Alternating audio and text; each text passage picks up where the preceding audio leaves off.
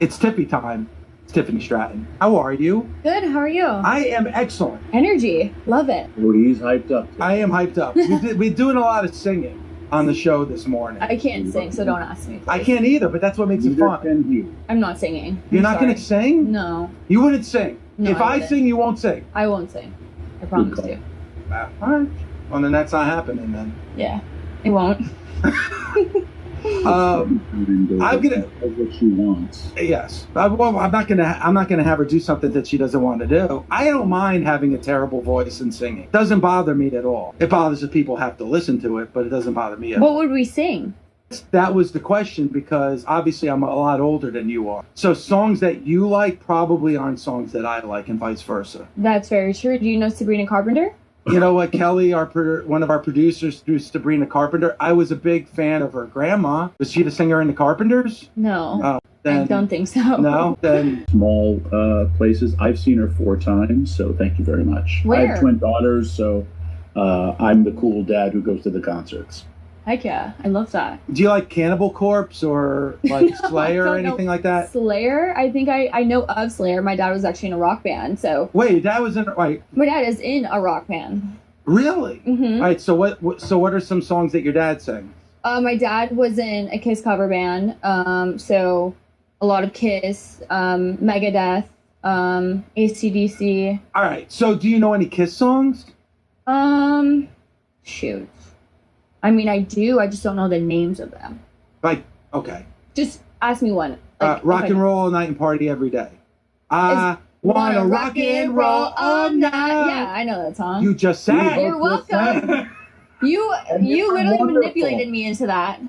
You were wonderful. Thank you. Yeah, you have a great voice. What are you talking about? You think so? Everyone thinks my voice is annoying. Well, when you talk, but when you sing. It's not that different. I'm not changing anything.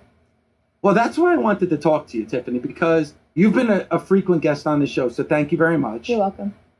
The first time we had you on, I remember talking to Tommy, right, Tommy? Do you remember this? Yes. And we weren't sure of, like, who did we just talk to? Was she in character, or is that the real her? Like, we were dumbfounded, you know? Yeah. And you're talking about professional wrestlers, and you're talking about a fan for over 40 years. And when you got off the air, we were like, we weren't sure. And then we had Greg Gagne on as a guest. And Greg Gagne's like, I don't know.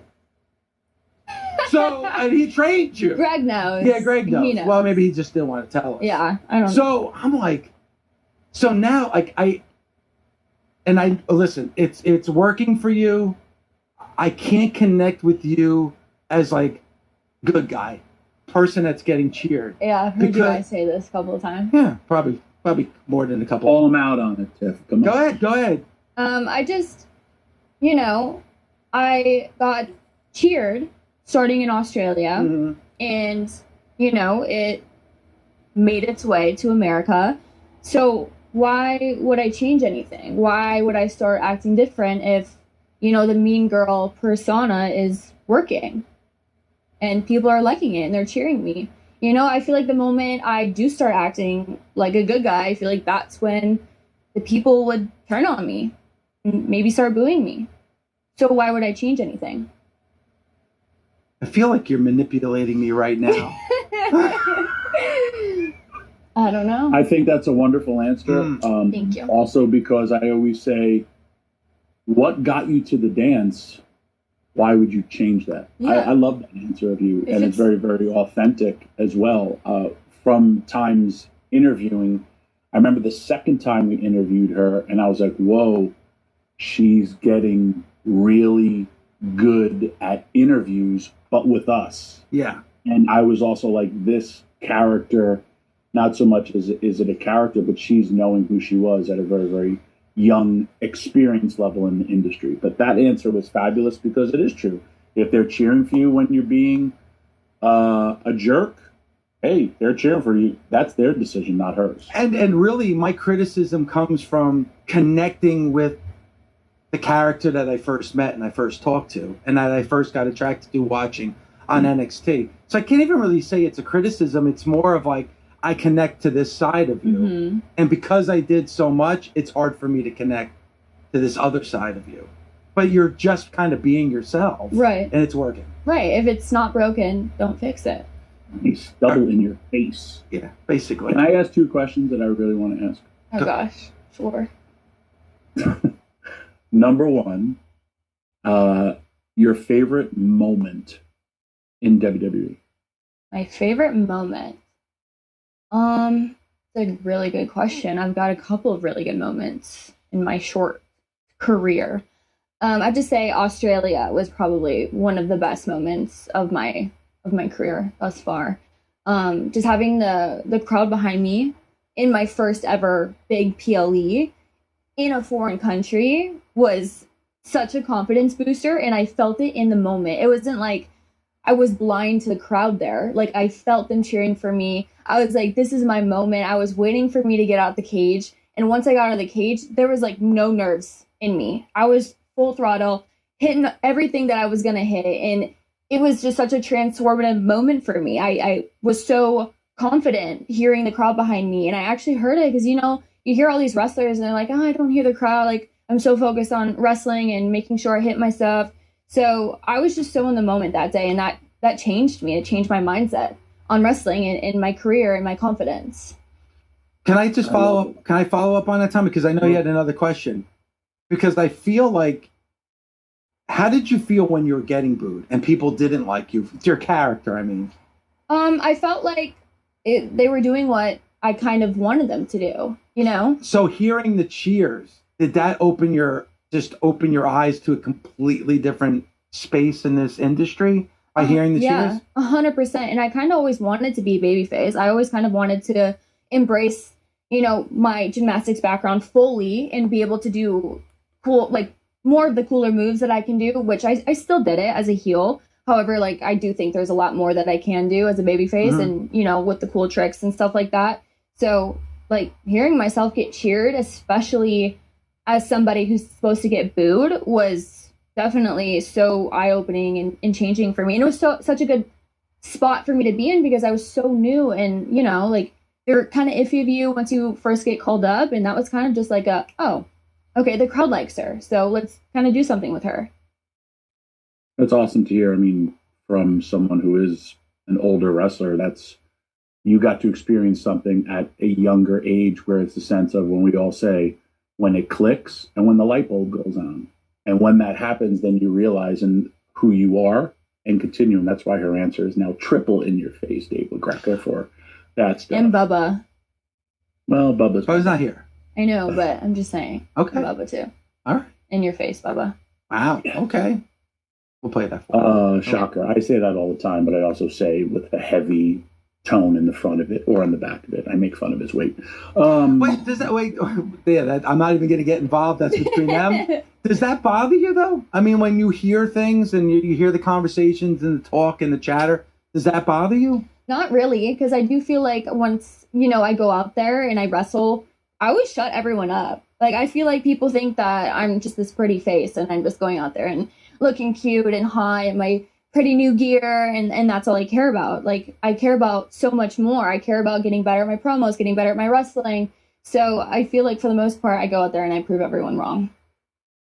Fair enough. And that's 100% true, because I have friends that know her and tell me how hard she does work. So I do 100% that. And there's people that are very much in your corner. And when other people go out of their way to talk positive about you, I think that's awesome to see. But my other question was blocking out the social media noise, because it's a different generation. How do you deal with that? So I have a good support system. I have my family, my friends, and I kind of just lean on them, or I completely sign off. Like, I really don't go on Twitter that much, just because I'm not really a fan of Twitter or X, whatever you want to call it. I'm mostly on TikTok, and TikTok is like my safe space. There is no wrestling. It's all just reality TV, trends, dances, and stuff like that. So I really don't scroll that often, and Instagram isn't really bad. It's honestly mostly X. So I don't really go on X, and it doesn't really bother me. Understood. Coming up this weekend, Saturday, you and Jade for the championship. SummerSlam, MetLife Stadium. This is not your first time in a stadium. Like, do you get nervous? I mean, this is over the course of the weekend, you're going to have over 90,000 members of the WWE universe cheering on their favorite superstar. Do you get nervous? Because I'm super excited for SummerSlam. I get nervous before I go and do an NXT coconut show. Like I get nervous every single time I go out and wrestle. Are you kidding me? I'm still so new, and I don't think that'll ever change. I think I will always get nervous, and I think it's good for me to feel nervous. I feel like that's a part of the plan for me. Like, I have to get nervous in order to perform well. I perform very well under pressure. So if I'm not nervous, there's something wrong. Okay. I mean, I can understand that. Yeah. And I think, do you feel like if you stop being nervous, it's almost like something is completely missing here? Because oh yeah. I work myself up sometimes, like too much. So I do feel like I could chill a little bit, but no, it's good for me to be nervous and be a little, sweaty and stuff before I go out there. I try and I blow myself up before my matches too, so that always helps. I do like a bunch of air squats and burpees and stuff, so that will help me. But I think it's good for me to be nervous. I still haven't gotten over what you did tonight at Jax, but that's another story for another day. What did I do? Well, you get turned on her. What do you mean? That was inevitable. She was a bully. And I warned her. And I warned Nia Jax, and you were there for that, and I warned her, and she didn't listen. Look what happened. Jade Cargill. You talk about somebody who's amazing and athletic. I'm looking forward to this. Me too. Like, is this something, like, how do you feel about the chemistry that you have with Jade Cargill in the ring? Yeah, so we actually had a match a couple weeks ago. Something like that. They all just blend together. But I do remember our match, and I thought we had actually really good chemistry. So I'm really excited. She does a lot of cool stuff. She's very strong. She's very powerful. She's beautiful. Obviously, you look at her and you're like, okay, this girl could be the next big thing in wrestling. So I'm super excited going into this. It is actually my first SummerSlam ever. So I have been making my own history on top of it being the first ever 2-night SummerSlam. So I'm excited, and I'm nervous for that. How do you like doing the media now that you're champion? Like you said, you've only been doing this a short time, but you're somebody that everybody wants to talk to. Like, how has it been being in New Jersey and being in New York doing the media?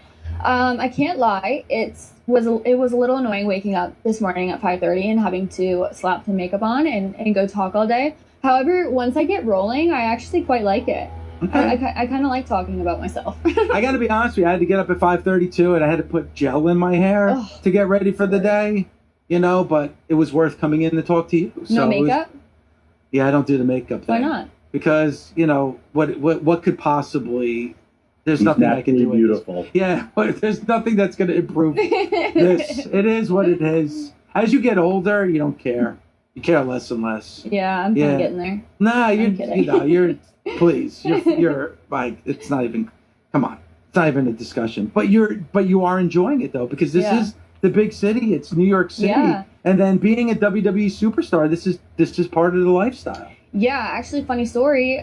We were in between going to different media outlets, and I opened the door to my car service, and it's Paul Wesley, Stefan Salvatore from the Vampire Diaries. Sorry to get so off topic, but he was in the car, and I was like, oh my gosh, can I get a picture with you? So it's cool being in New York and seeing all these celebrities and stuff like that. You never know who you'll run into. I don't know what that is. Oh, well. Not wrestling. If you said Gangrel, he'd know who it was. Yeah. Yeah. Is that a TV show? Yeah, Vampire Diaries. It was like my favorite TV show ever. Oh, okay. Yeah. All right. Yeah, I'm kind of lost after 1989. Oh, gosh. Yeah. I wasn't even born yet. I know that. Okay. You weren't part of Team Stefan, David? Team Stefan. There's Damon and Stefan, the two brothers. I was Team Stefan for the longest, but I can't lie, I turned, and I'm kind of now Team Damon. Of course, because he turned, that's why. Yes, he was the baby face in the end. Just like your career. I love it. Full circle. The hour is over. Thank you so much. Thanks for singing with me. What's your dad's band? What's the name of your dad's band? That's a good question. He switches his bands all the time. I can't even tell you. I'm so sorry. Okay. I can't wait for what's going to happen this weekend. I can't wait for MetLife Stadium. Can't wait for your match on Saturday, exclusively on Peacock starting at 6, but at MetLife Stadium here in New Jersey. We'll talk to you later. Thanks for coming on.